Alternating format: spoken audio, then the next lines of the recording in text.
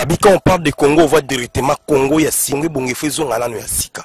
Avant que bandele tonga mevongo ya sika. Ya ngomoni ke Congo ya sika yeko s'imposer na kata mikili.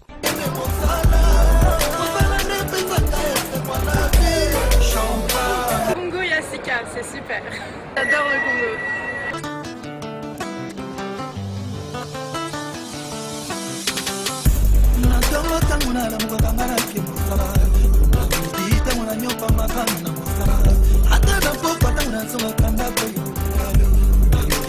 La fête de l'euro pour la caille. Ah, Céline, ah, Céline, ah, Céline, ah, Céline, on a la montre qui est mon salaire. On va la dépêcher, moi la vie.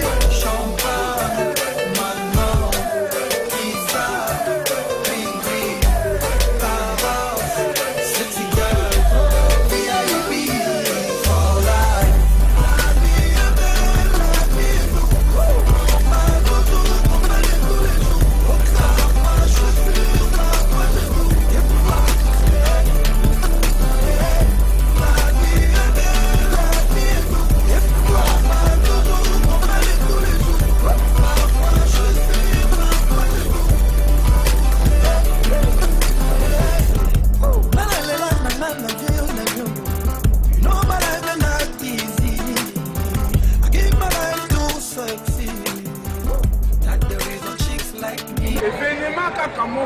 Événement Kakamoko, soirée humanitaire Congo Yassika, soirée humanitaire Salisa Congo. Salisa Congo le 12 octobre 2013 na Katia, Oslo. Alors, place où hôtel, place où de Londres, la richesse 2 minutes par Kolala, à Dilondolé à Kolala. Soirée, vous avez un Pemben Awa, voisin, il y a place Oyo. Alors, Bandeko, Boya et Belé, Finlande, Danemark, Suède, partout Boya, événement où vous avez mystique, maman événement, la surprise à Nengen Nenge, au Rolanda Bisso, Awa, Nakati à Norvège. Boya et Belé, événement Koyo Mbala Libosé Salema, soirée humanitaire, Salisa Congo, Salisa Bana Est de la République démocratique du Congo pour la guerre, et Sila, Kinya et Zonga Congo, soirée humanitaire, Salisa Congo, et les gars, Boya et Belé, la Soyo, Makambe Rosala Kitoko. Merci, Mingi, Tole. Les États-Unis, système belle qui partout. Ini baba na rol sambele libya lumadilu. Ngai wewe kama zalimu nene. Wewe kama zalimu nene. Wewe kama zalimu nene. Bana Congo, bana Kini, bango nyonso. Toka Scandinavie, toka Oslo na Norvège, na capitale. Tona to bengisa bana nyonso a Congo, ba nyonso balinga ba Congolais, ba Congolaise. Biso nyonso tozala. Le 12, c'est ça ka date moko. Le 12 octobre na kata Oslo na capitale ya Norvège na Scandinavie. Maurice Premier to sangisi ba nyonso a Congo pour le 12 octobre na Salisa Congo humanitaire. To ça fait ya munene ba artiste ya vrai bozala ba de Londres 2 minutes ya bino mo ya duchesse ozala wana donc bo sang sate to beng sabino nyonso bo nyonso passer pela na bana kin atota taza congolais to za ka le bienvenue date za ka moko le 12 octobre to za bino nyonso ngamo ozala à suivre la bienvenue. Bonsoir chers internautes de 3 fois www.Congo Yassika. Aujourd'hui nous avons nos événements munene et que Salema a on a kati ya mboka ya Norvège. Tobengi événement wana soirée humanitaire Salisa Congo. Soirée humanitaire Salisa Congo et ça événement moko ya Gaïa pour la première fois. Tozo kanisa bande ko na biso na mboka est mboka Congo. Tozo organiser soirée moko humanitaire moi mo solitaire mukie poto sunga bande ko na biso ko na kati na mboka est place Mutumba ezali et puis nzambe akosunga bango. Yangana idée utaki epai na yeme yo bengi Maurice Mokulu, autrement dit Maurice Premier. Alors vraiment toye ko pesa mbela partout bandeko ya Congo bozali ezala na nord na Tromsø ezala na Rendal na sud ezala na katikati na Oslo, ezala na Volda, ezala na Ålesund, partout na Norvège, na Danemark, na Suède, na Islande, na Finlande, na Scandinavie mobimba. Tokoyamba bapaya minene, tokoyamba de Londres, tokoyamba la Duchesse, tokoyamba Duce, 2 minutes, et puis tokoyamba équipe nationale, il y a diaspora, il y a presse, il y a diaspora, na numéro 1 Congo Mikili, numéro 2 Congo number 1, numéro 3 Congo RD Congo Info, et puis les qui n'ont pas la puissance à Makasi Congo Yassika.com. Alors toye toza awa na hôtel Radisson Hotel ne bomoni toye tu kosa la réservation ya hôtel toye ko somba ba billet pour to sabino keza événement moko ya sûr. Alors ya mwana na ye ozwa Café Noir de la Norvège pour un partenaire P. Il y a événement Oyo pour assurer binoke. Il y a solo événement Ezali Awa na Norvège le 12 octobre. Vraiment, merci Mingyo Bola Dabiso. Bon, ma panza pour information pour être vraiment Norvège et la Mouka. Au moins, Norvège et la Mouka. Ouais, merci vraiment trop que nous avons paiement de mon premier que nous avons un événement que nous avons au Oslo City. Donc événement le 12 octobre. Donc ils savent vraiment que nous donc tous les plays, tous les banners, tous les ballets, tous les baviers. Donc nous avons totalement comme maman donc beaucoup de temps que nous avons à Oslo. Donc le 12 octobre. Donc ils ont que nous donc première sortie Congo Yassika. Donc ils ont développement d'amour. Donc il faut que tout le monde en a parce que nous avons tout le temps que nous avons des abonnés, nous sommes surtout des idées et puis que nous avons des abonnés que nous comment la biso lobby pour nous aider que nous aucun des donc il y a moi que nous avons des abonnés donc événement donc nous avons bango que nous événements mon la ministre aussi c'est ce qu'on a réservation il y a invité na biso o bakoya awa bande ko na biso et ba artiste na biso o que no donc ya minene o to ya bango awa donc la série o ya biso donc zo ki sko place o que no to ya po bango ba komela yango biso to ya ki awa donc toujours passer émission awa parce que ba bomona donc c'est une série o eza vraiment que no na kata makambo o que no le 12 octobre yango wana que no donc zolo ba penda boye Congo ya sika ezali site moko oyeye donc na makamba sika donc ce hôtel Congo ya sika oyebi que no ozwa moins un plus donc eza bien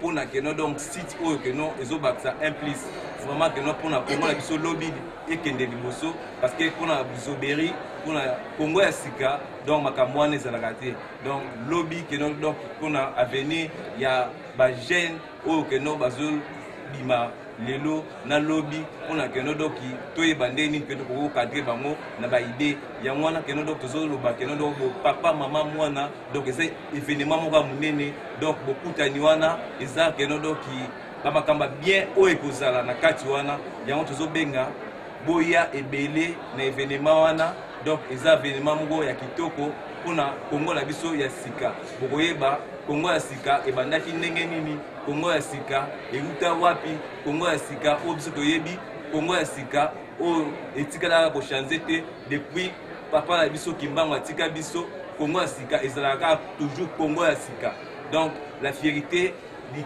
fleuve Congo Zaïre c'est Congo ya sika au bord de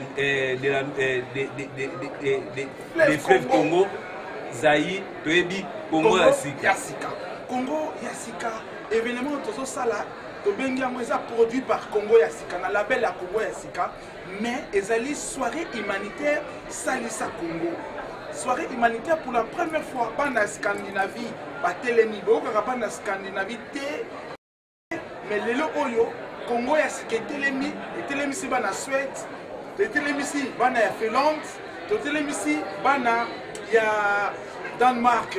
Alors, à travers soirée moro ya rencontre, soirée moro humanitaire, soirée d'amour. Pourquoi tu organiser soirée oyo? Premièrement, tu lingi visualité ya diaspora et Scandinavie et monana. Et monana pourquoi? Pour na bilamba te. Et monana pour na misala na yango. Misala ya malamu, misala ya intégration, misala ya connexion entre Scandinavie na mboka na biso Congo. Misala ya kofinga te, mais misala ya kotonga, misala ya bolingo. Parce que tout commence par l'unité. Tout commence par l'unité. Ce qui unité ça te, vous a voué à l'échec. Ce qui unité ça te na obozo sala, vous a voué à l'échec. Alors on a pu se trouver dans la méthode, il y a unité, la méthode, il y a travail d'amour. L'esprit ya kofinga te ya kosangana ya kotonga yango na tokanisa bandeko ya STP lokola à travers soirée humanitaire vision salisa Congo. Alors toyebi ke de Londres akozala na biso, la duchesse akozala na biso, 2 minutes pe akozala na biso, Duce akozala na kati na biso. Alors vraiment boya ebele numéro de téléphone na biso yango bo contacter biso ba publicité koleka na ba site nyonso ya minene boyebi Congo Mikili, Congo #1, RD Info et puis CongoYasika.com. Alors merci mingi. Tout ça on a Radisson Hotel ne bomoni tout ça na Radisson Hotel to yiti ko sala réservation pour mona ndenge hôtel ezali pour que ça sérieux na biso. Biso ça ba na Norvège, biso mo boyebi ba na Norvège la kisini. Merci mingi. Boya ebele pour contacter biso tolingi visualité ya diaspora congolaise, tolingi misala ya diaspora congolaise de Scandinavie et mona na pe na mokili. Yangwana biso to suis sacrifice wana to telemi pour être to telema elongo Norvège telema, Congo Yasika debout, soirée humanitaire, tous les cas.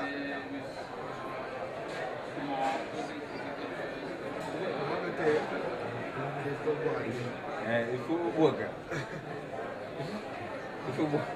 Il faut boire quelques gâteaux.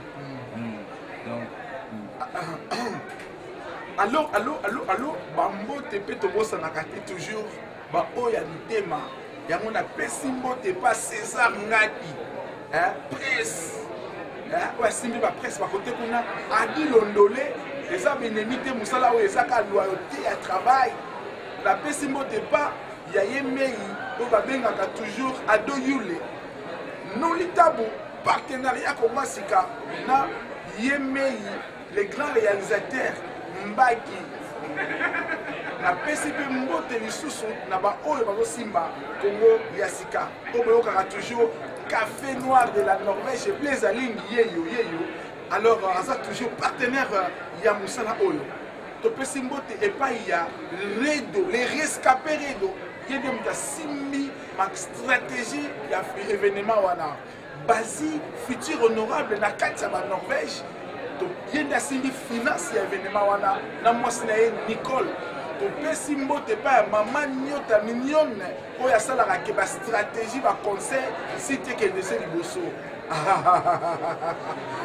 est tokobosa na yo lisusu lui mulasi le katange le plus suspect ya Scandinavie oyo bazolela mikolo oyo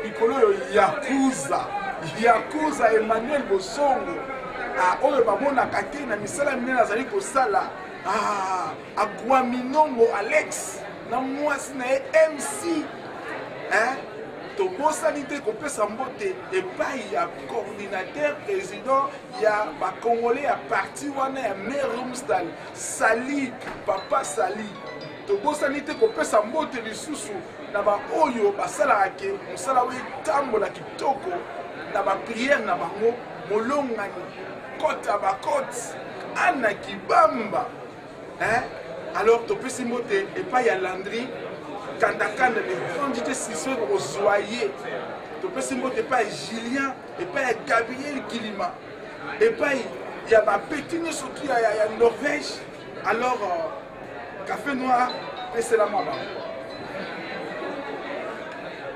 Merci en direct d'émission, en direct d'émission, soki keno donc tozoloba boye tolobaka keno donc mpona Congo ya sika keno donc ndenge eza donc Congo ya sika ndenge eza wana Congo ya sika eza kaka Congo ya sika ekotika kaka Congo ya sika www.com Congo ya sika Congo ya sika makambo kitoko Congo ya sika bomoko Congo ya sika toujours au milieu du village kandeka tozoloba donc kanda te zuwa te donc oyo nyonso tu keno aza na kwe nyonso tu Congo ya sika eza toujours keno donc c'est le boko zobenda main dans la main donc eza bomoko donc nakopesa bambote na bana mai na nga donc tout quoi so na bien andaka eloko otanga bakombo ezala ti lelo ti badejour donc napesi bambote kaka keno dans mokili mobimba na bato to bayebi ngai donc bambote ya trop epai ya Shadrack Alingi depuis balwanda quoi donc wana mon fils donc bambote ya trop na Miss Jael Alingi depuis balwanda quoi bambote ya trop donc bambote ya trop donc nakopesa epai ya Dona Bakunga bambote ya trop epai ya Mustapha Kobange donc armée rouge bambote ya trop donc epai ya Dami Aïke les grands kakami les nagate bambote ya trop na tous les jeunes Papi Soso bambote ya trop Robert Masolo bambote ya trop donc na moto na Nzambe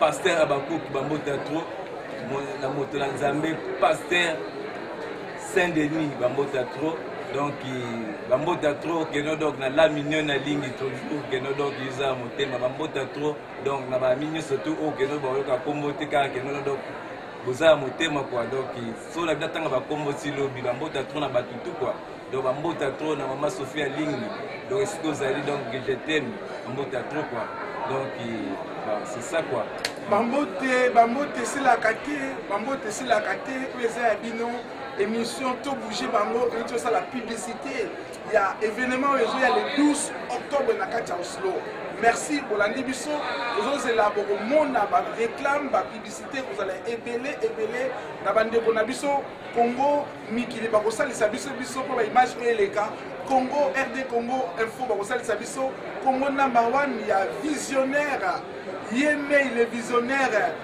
Manzambi Blaise Manzambi na molongani na ye bakosalisa biso po ba image oyo eleka merci mingi wana ezaki wabino Maurice Premier votre homme de serviteur tous les